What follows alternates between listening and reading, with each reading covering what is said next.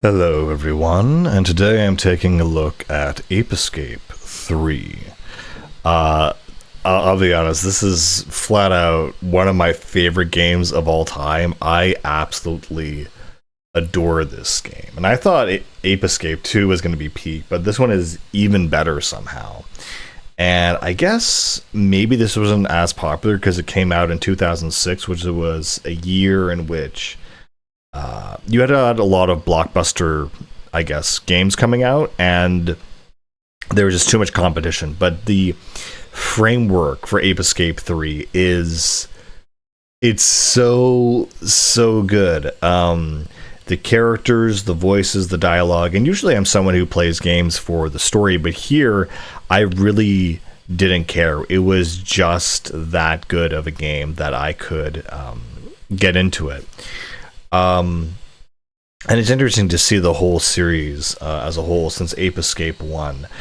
I guess stylistically, the music has changed quite a bit. I really always have liked the music. I always kind of prefer Ape Escape 1 a little bit, but Ape Escape 3 has some pretty good themes.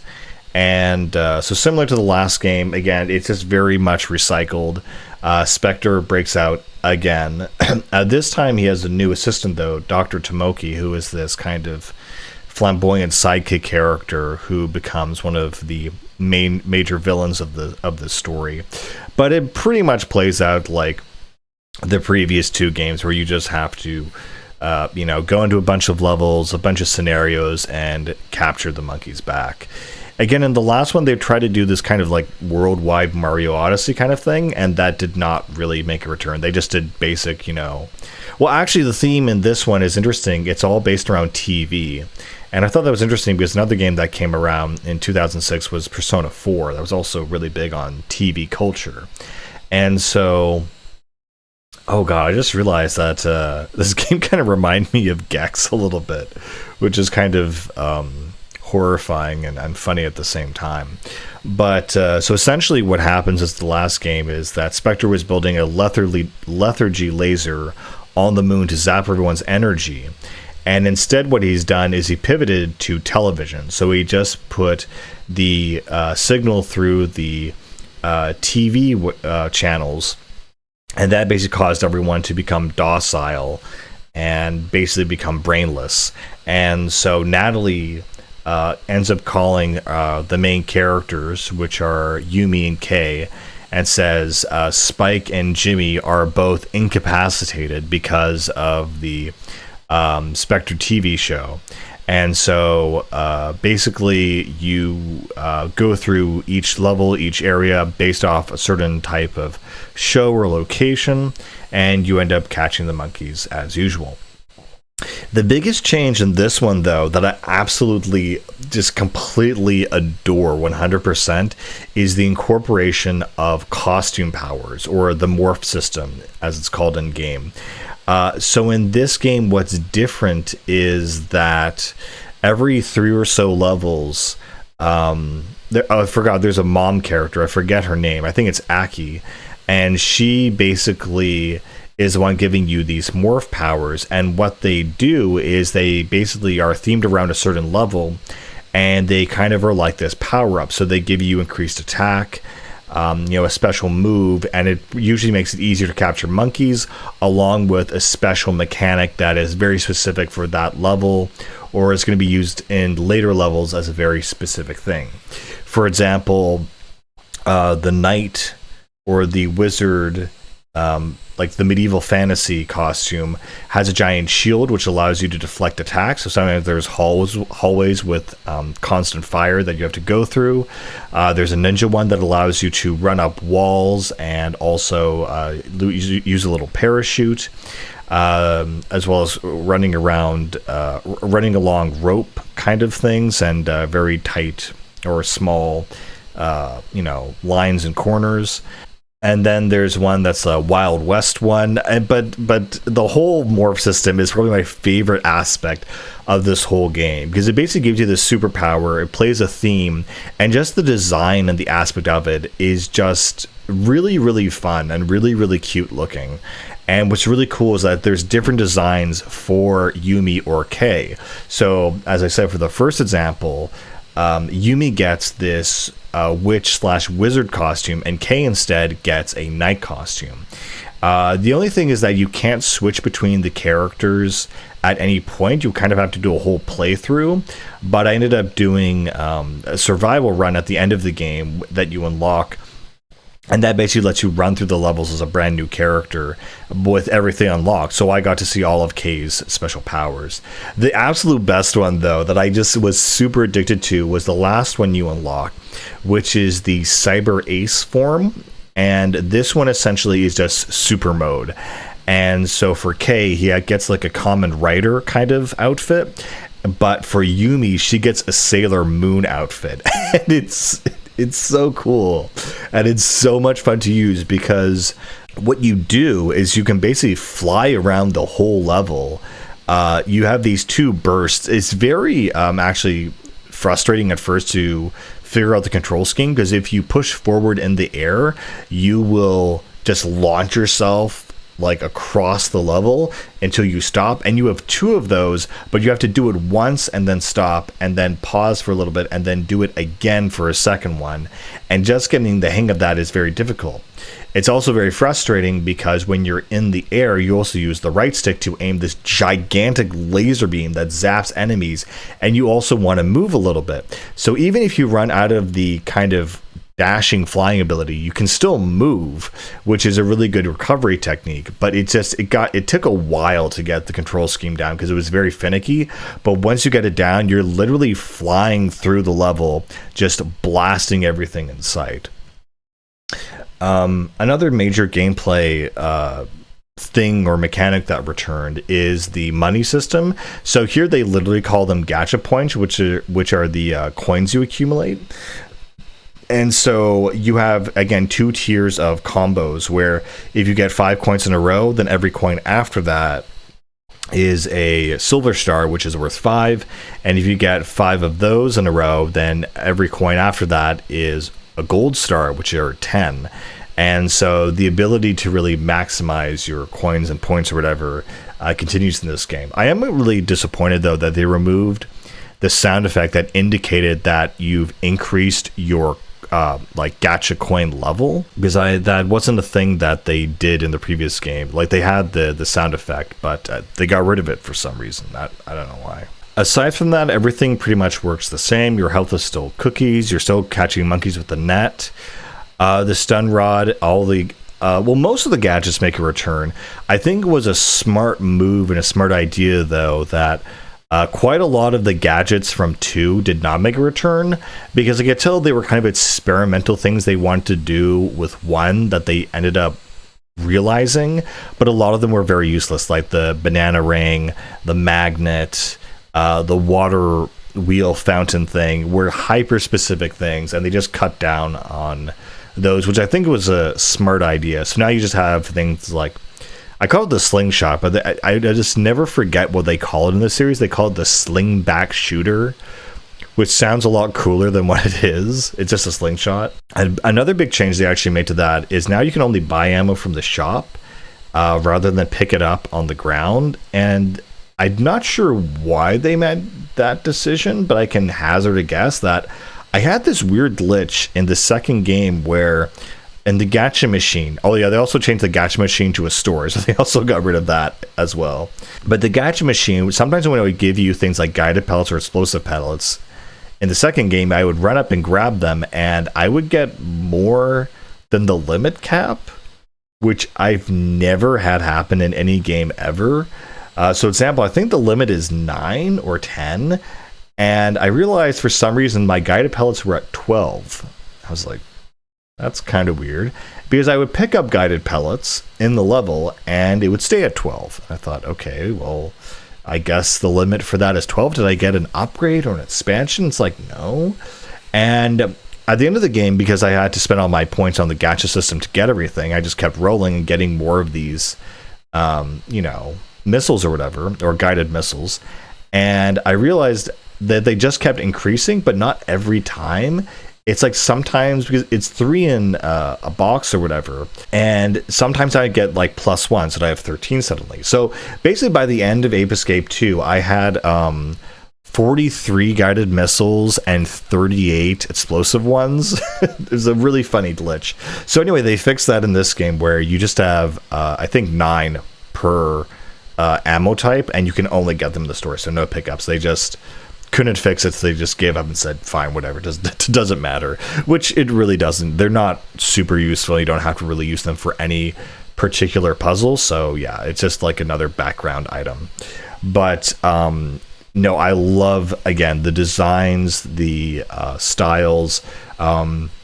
Just to recall, so I played as Yumi through this one, so I got all of her costumes, and I think there are some that suit Kay better, and there's some that suit Yumi better, but pretty much everything they have is very, very exceptionally cool.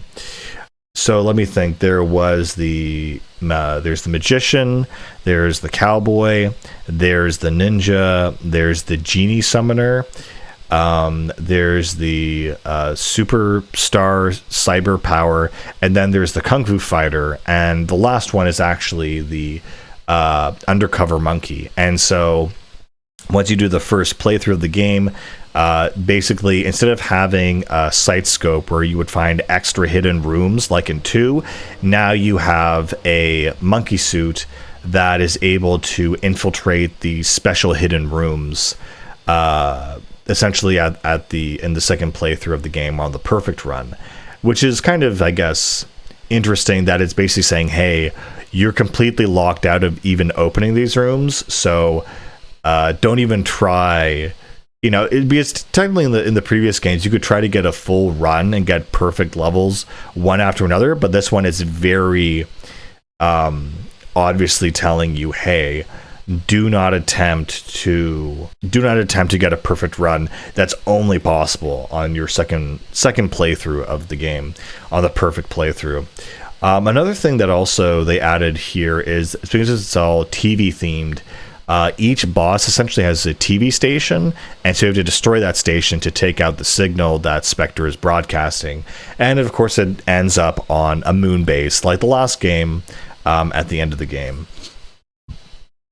I found that the boss here in this version of the game of Ape Escape 3 is pretty underwhelming, and maybe that's my own fault because I just decided to use the superpower cyber version or form on the final boss, and it just shoots him right out of the chair, Spectre, and you just kind of like kill him, and like he's technically the easiest boss. Even if I use the same power in all the other bosses, he's still the easiest because I just constant attacks. And then again, there is a sequence where you have to fly in and shoot all these gears off his mech. That was really cool. That was a lot of fun.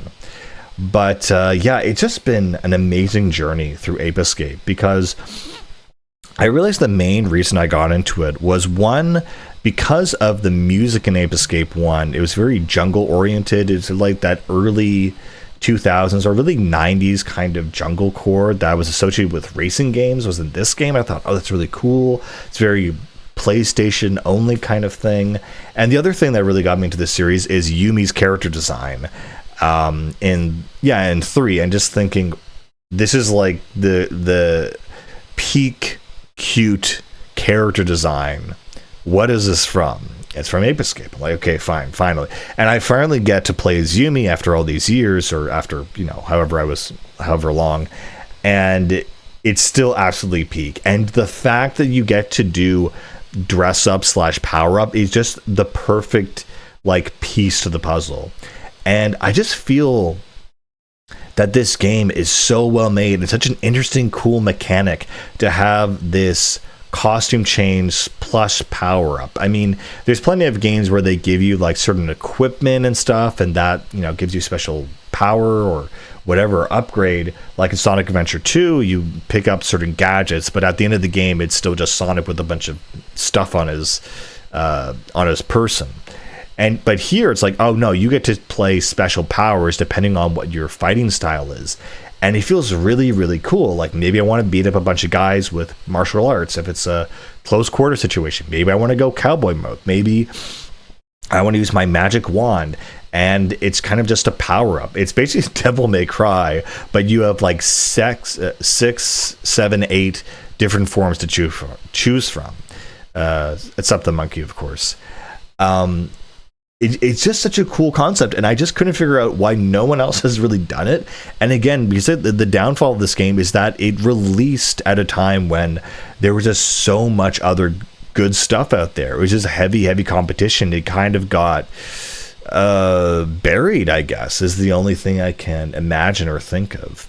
But extending from that, which games have taken the Ape Escape formula?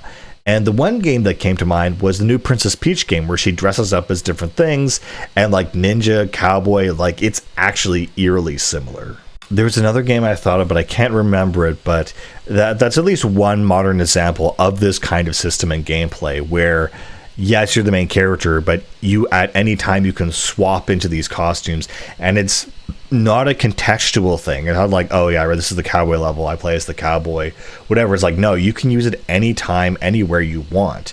So for example, I thought that the ninja outfit really suited the snow level, so I used that for the entire snow level, and it just felt really cool and really good. I'm not sure about using a song over the level song every time you transform, because here's the good and bad thing about these morph powers is that, unlike Devil May Cry and pretty much every other game that has a special like morph ability, it's highly limited. Like if you just stand in Devil Trigger form, it'll last maybe a minute. And so fair enough, when you activate these powers, they last at a timer for 30 seconds, but throughout the level there's basically these little like plasma crystals that power it, and if you get a bunch of those, it'll just charge it back up. So, and then on top of that, you basically the one permanent upgrade you buy, which I did, is these extra reserve crystals, of which you get 10 of them. So by the end of the game, or like very early on in the game, if you need to access your special morph power, and that's the thing, it also charges up on a timer, so it's always increasing. So you functionally have your super powered megaforms for the entirety of the whole game. It's not really a limited resource like it would be in other games, which is really an interesting / bizarre / bold choice, that they're like, yeah, you can be cowboy for as long as you want. And it's interesting because, you know, some players might do that, they might just abuse the system, but for me, it's like, oh, it only depends on the context and when it's actually useful. For example, you know, again, there's something else this reminds me of is Kirby.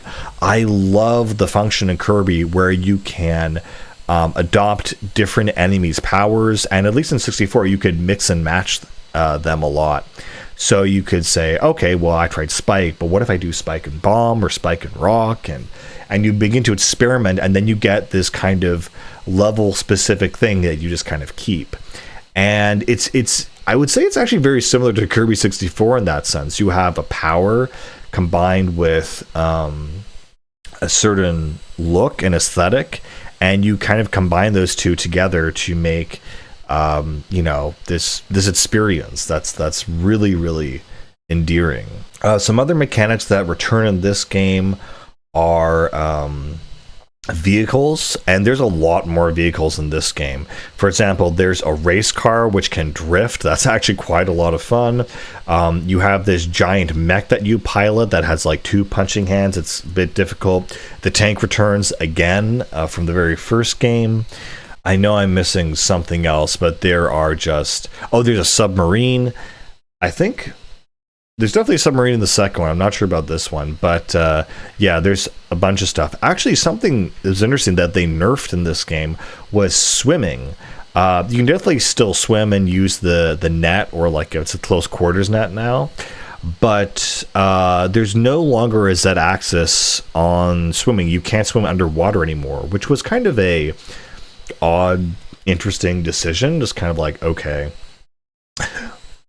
I forgot a really big important thing that I immediately realized as I started playing the game when I caught the first monkey is that well, not the graphics, but the art style, the effects. There's way more emphasis on the effects in this game. So in the last one, you catch the monkey, it would, disappear in a thing of light or whatever. But in this game, there's confetti, there's smoke, there's a bunch of stuff going on.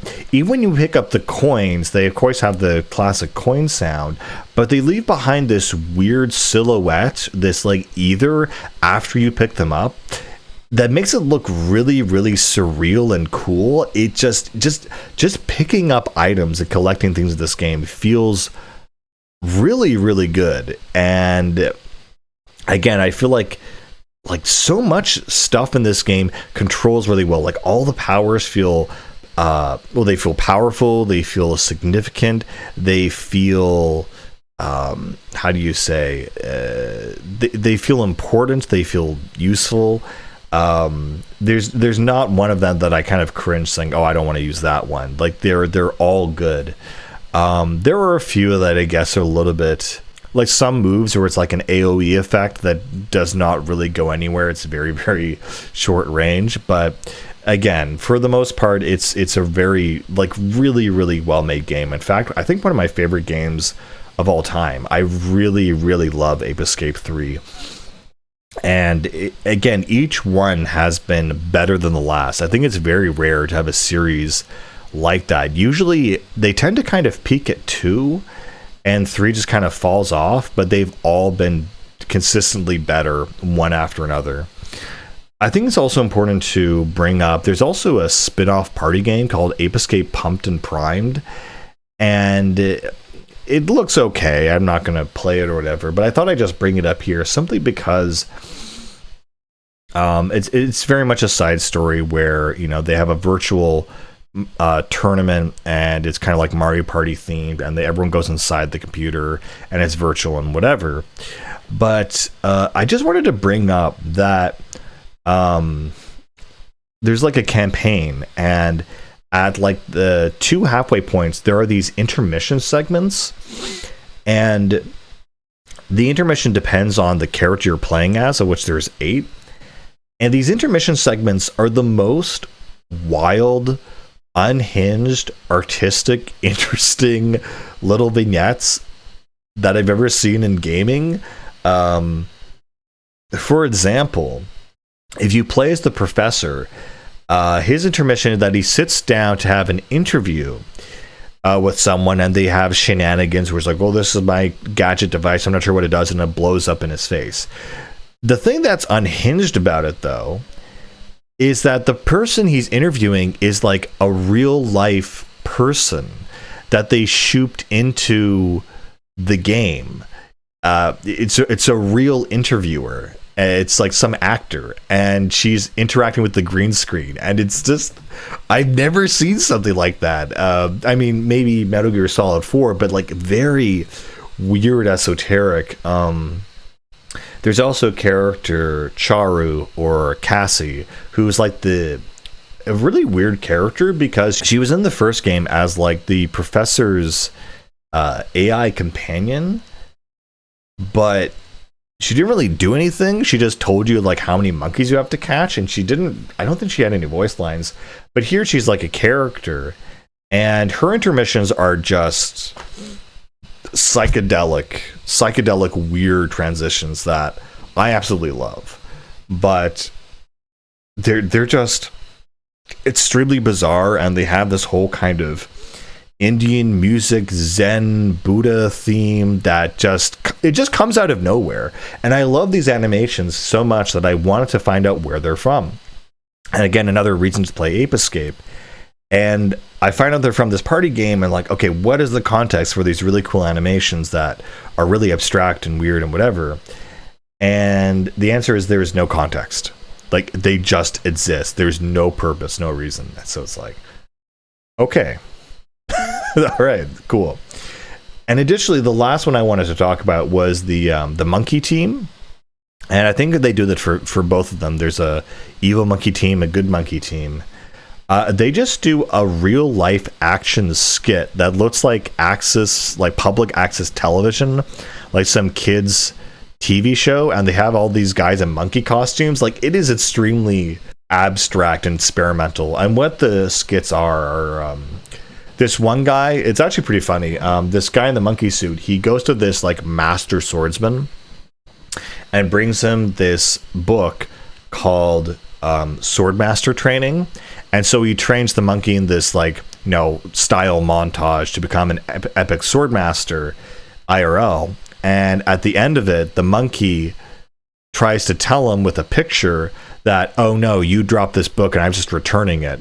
But in the process, he become a swordmaster anyway. He wasn't asking to be trained, but that's what happened. So pretty funny, pretty silly. But yeah, just the energy of these games has been such a treat and a treasure to me. I've never felt pure joy or pure fun from playing a game.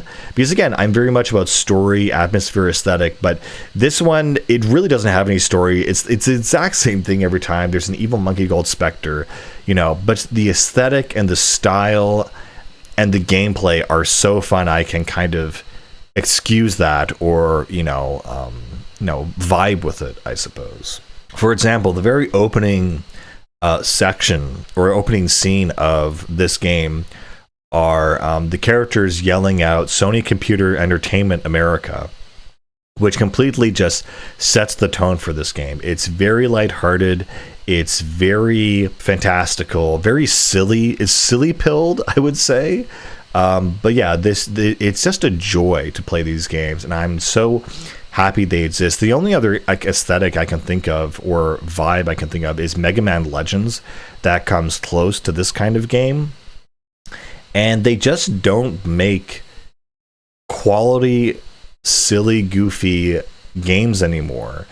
It's just not a thing you really see, and it's just peak esoteric PS2 collection. I don't know. I just really, really enjoyed this game way more than I thought I would. For everything from the voice acting, the references, the jokes, the character designs, the music. The music helps a lot, and the costumes. It's just pure fun.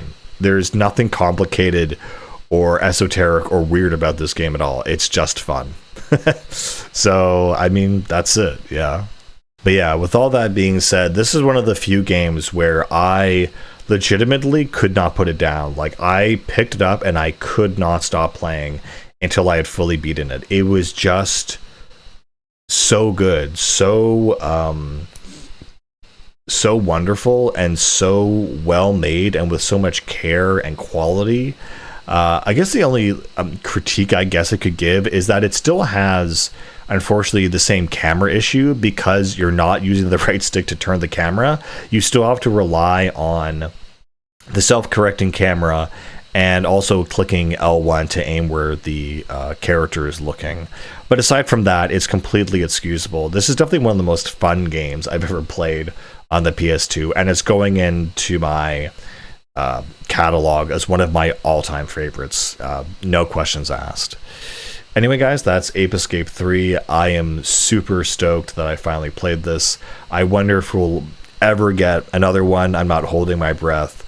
But if you have not played Ape Escape 3, I really, really recommend you give it a shot. Anyway, guys, that's pretty much it for this one. I'll see you later. Bye.